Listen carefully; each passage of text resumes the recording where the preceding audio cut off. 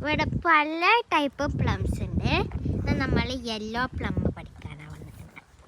നമുക്ക് പറിക്കാം.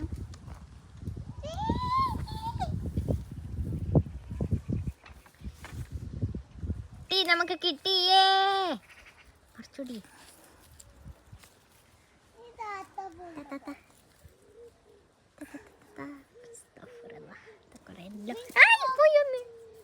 കിട്ടി കിട്ടി.